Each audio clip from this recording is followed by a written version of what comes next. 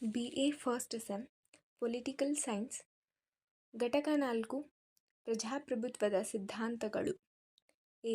ಸಾಂಪ್ರದಾಯಿಕ ಪ್ರಜಾಪ್ರಭುತ್ವ ಸಿದ್ಧಾಂತ, ಉದಾರವಾದಿ ಸಿದ್ಧಾಂತ, ಗಣ್ಯರ ಸಿದ್ಧಾಂತ, ಬಹುತ್ವ ಸಿದ್ಧಾಂತ, ಜಾನ್ ಆಸ್ಟಿನನ ಸಿದ್ಧಾಂತ. ಫಸ್ಟ್ ಒನ್, ಸಾಂಪ್ರದಾಯಿಕ ಪ್ರಜಾಪ್ರಭುತ್ವ ಸಿದ್ಧಾಂತ. ಅರ್ಥ: ಜನರು ಸರ್ಕಾರವನ್ನು ನಿಯಂತ್ರಿಸಲು ಅಥವಾ ಸಾರ್ವಜನಿಕ ನಿರ್ಧಾರಗಳನ್ನು ಕೈಗೊಳ್ಳಲು ತಾವೇ ನೇರವಾಗಿ ಭಾಗವಹಿಸುವ ಪ್ರತ್ಯಕ್ಷ ಪ್ರಜಾಪ್ರಭುತ್ವವನ್ನು ಸಾಂಪ್ರದಾಯಿಕ ಪ್ರಜಾಪ್ರಭುತ್ವ ಸಿದ್ಧಾಂತ ಎನ್ನುವರು. ಸಾಂಪ್ರದಾಯಿಕ ಸಿದ್ಧಾಂತದ ಲಕ್ಷಣಗಳು: ಪ್ರಜೆಗಳೆಲ್ಲ ನಿಯತಕಾಲಿಕವಾಗಿ ಒಂದೆಡೆ ಸಾಮೂಹಿಕವಾಗಿ ಭೇಟಿಯಾಗಿ ನಿರ್ಧಾರಗಳನ್ನು ಕೈಗೊಳ್ಳುತ್ತಿದ್ದರು.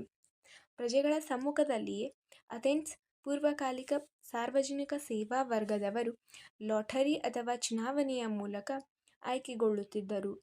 ಜೀವನದಲ್ಲಿ ಒಮ್ಮೆಯಾದರೂ ಪ್ರತಿ ಪ್ರಜೆಗಳು ರಾಜ್ಯದ ಹುದ್ದೆಗಳನ್ನು ಪಡೆಯುವ ಅವಕಾಶವನ್ನು ಒದಗಿಸಲು ಅಗತ್ಯವಾದ ವ್ಯವಸ್ಥೆ ಮಾಡಲಾಗಿತ್ತು. ಅಥೆನ್ಸ್ನ ಪ್ರಜೆಗಳು ಜವಾಬ್ದಾರಿಯನ್ನು ಹೊತ್ತು ಆಡಳಿತದಲ್ಲಿ ಭಾಗವಹಿಸಲು ಹಿಂದೇಟು ಹಾಕುತ್ತಿರಲಿಲ್ಲ. ರಾಜ್ಯದ ಹುದ್ದೆಗಳು ಪ್ರಜೆಗಳಲ್ಲಿಯೇ ಬದಲಾಗುತ್ತಿದ್ದು, ಆಡಳಿತ ನಡೆಸಲು ವಿಶೇಷ ತರಬೇತಿ ನೀಡಲಾಗುತ್ತಿರಲಿಲ್ಲ. ಸೈನಿಕ ಮುಖಂಡರಿಗೆ ಮಾತ್ರ ಸೂಕ್ತ ತರಬೇತಿ ಒದಗಿಸಲು ಅವಕಾಶ ನೀಡಲಾಗಿತ್ತು. ಸಾಂಪ್ರದಾಯಿಕ ಪ್ರಜಾಪ್ರಭುತ್ವ ಸಿದ್ಧಾಂತದ ದೋಷಗಳು: ಪುರುಷ ಪ್ರಾಬಲ್ಯ, ಸೀಮಿತ ಸ್ವರೂಪ, ಅಸಮಾನತೆಯ ಕೂಪ, ಅಲ್ಪಸಂಖ್ಯಾತರ ದಬ್ಬಾಳಿಕೆ, ಪ್ರಶ್ನಾರ್ಹ ವ್ಯವಸ್ಥೆ. ಎರಡನೆಯದಾಗಿ, ಉದಾರವಾದಿ ಪ್ರಜಾಪ್ರಭುತ್ವ ಸಿದ್ಧಾಂತ. ಅರ್ಥ: ಉದಾರವಾದ ಹಾಗೂ ಪ್ರಜಾಪ್ರಭುತ್ವ ಎಂಬ ಎರಡು ಭಿನ್ನ ಪದಗಳ ಅಥವಾ ಸಿದ್ಧಾಂತಗಳ ಸಂಯೋಜನೆ ಉದಾರವಾದಿ ಪ್ರಜಾಪ್ರಭುತ್ವ ಸಿದ್ಧಾಂತ.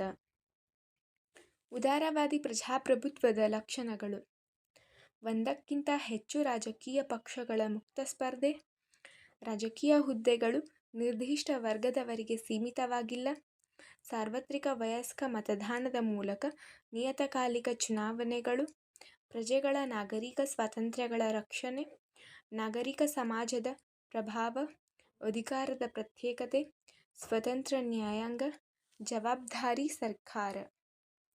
ಉದಾರವಾದಿ ಪ್ರಜಾಪ್ರಭುತ್ವದ ದೋಷಗಳು: ರಾಜಕೀಯ ಸಮಾನತೆ ಅಸಾಧ್ಯ, ಕಾರ್ಯವಿಧಾನಕ್ಕಿಂತ ಮೌಲ್ಯಗಳಿಗೆ ಆದ್ಯತೆ, ಸರ್ಕಾರ ಪ್ರಜೆಗಳ ಇಚ್ಛೆಯನ್ನು ಪ್ರತಿನಿಧಿಸಲಾರದು, ಅಪರಿಪೂರ್ಣ ಸರ್ವರ ಒಳಿತು ಪರಿಕಲ್ಪನೆ, ರಾಜಕೀಯ ಅಸ್ಥಿರತೆಗೆ ಹಾದಿ, ಪ್ರಜೆಗಳ ಭಾಗವಹಿಸುವಿಕೆ ಅಪಾಯಕಾರಿ. ಮೂರನೆಯದಾಗಿ, ಪ್ರಜಾಪ್ರಭುತ್ವದ ಗಣ್ಯರ ಸಿದ್ಧಾಂತ. ಅರ್ಥ: ನಿರ್ಧಾರ ಕೈಗೊಳ್ಳುವ ಅಧಿಕಾರವು ಜನಸಾಮಾನ್ಯರಿಗೆ ಸೇರಿರದೆ ಕೆಲವೇ ಗಣ್ಯ ವ್ಯಕ್ತಿಗಳಿಗೆ ಸೇರಿರುವುದನ್ನು ವಿವರಿಸುವುದೇ ಪ್ರಜಾಪ್ರಭುತ್ವ ಎಲೈಟ್ ಅಥವಾ ಗಣ್ಯರ ಸಿದ್ಧಾಂತವಾಗಿದೆ. ಪ್ರಜಾಪ್ರಭುತ್ವ ಗಣ್ಯರ ಸಿದ್ಧಾಂತವನ್ನು ಕೂಡ ಎಲೈಟ್ ಸಿದ್ಧಾಂತ ಅಂತ ಕರೆಯಲಾಗ್ತೈತಿ. ಗಣ್ಯರ ಸಿದ್ಧಾಂತದ ಲಕ್ಷಣಗಳು: ಅಲ್ಪಸಂಖ್ಯಾತರ ಆಳ್ವಿಕೆ, ಗಣ್ಯರ ಪರಿವರ್ತನೆ, ಐರನ್ ಲಾ ಆಫ್ ಒಲಿಗಾರ್ಕಿ, ಅಧಿಕಾರದ ಕೇಂದ್ರೀಕರಣ, ಬಹುತ್ವಕ್ಕೆ ವಿರೋಧ, ಸ್ವಾರ್ಥಪರ ಉದ್ದೇಶಕ್ಕಾಗಿ ಸಂಸ್ಥೆಗಳ ಬಳಕೆ. ಪ್ರಜಾಪ್ರಭುತ್ವದ ಬಹುತ್ವ ಸಿದ್ಧಾಂತ. ಇದು ನಾಲ್ಕನೆಯದು. ಅರ್ಥ: ಪ್ರಜಾಪ್ರಭುತ್ವದ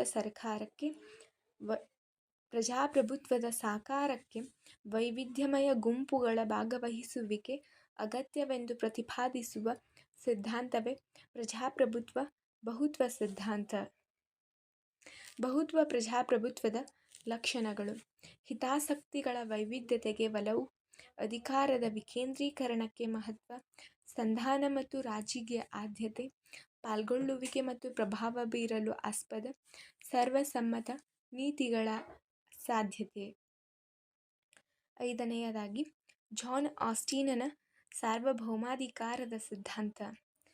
ಈ ಸಿದ್ಧಾಂತದ ಲಕ್ಷಣ ಅಥವಾ ಮುಖ್ಯ ಅಂಶಗಳೆಂದರೆ: ಸಾರ್ವಭೌಮಾಧಿಕಾರವು ರಾಜಕೀಯ ಸಮಾಜಕ್ಕೆ ಅನಿವಾರ್ಯ, ಸಾರ್ವಭೌಮಾಧಿಕಾರವು ನಿಖರವಾಗಿರಬೇಕು, ಸಾರ್ವಭೌಮನ ಅಧಿಕಾರವು ನಿರಂಕುಶವಾದದ್ದು, ಸಾರ್ವಭೌಮಾಧಿಕಾರವು ಅವಿಭಾಜ್ಯವಾದದ್ದು, ಸಾರ್ವಭೌಮನ ಆಂತರಿಕ ಹಾಗೂ ಬಾಹ್ಯ ನಿಯಂತ್ರಣಗಳಿಂದ ಮುಕ್ತ.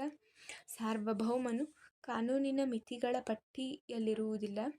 ಸಾರ್ವಭೌಮನ ಅಧಿಕಾರವು ಶಾಶ್ವತವಾದದ್ದು.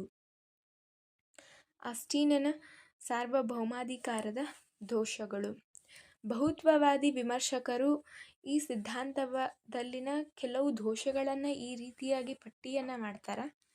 ಪ್ರಜಾಪ್ರಭುತ್ವಕ್ಕೆ ಅನ್ವಯಿಸಲಾರದು. ಸಾರ್ವಭೌಮನ ಆಜ್ಞೆಗಳು ಕಾನೂನುಗಳಲ್ಲ. ಸಾರ್ವಭೌಮಾಧಿಕಾರವು ನಿಖರವಾಗಿರಲಾರದು. ಸಂಯುಕ್ತ ವ್ಯವಸ್ಥೆಗೆ ಅನ್ವಯಿಸಲಾರದು. ಸಾರ್ವಭೌಮಾಧಿಕಾರವು ಮಿತಿಗೊಳಪಟ್ಟಿದ್ದು ವಿಧೇಯತೆಯ ಆಧಾರ ಅಧಿಕಾರವಲ್ಲ. Hi friends, please subscribe my channel Students World of Griju in more videos. Thank you.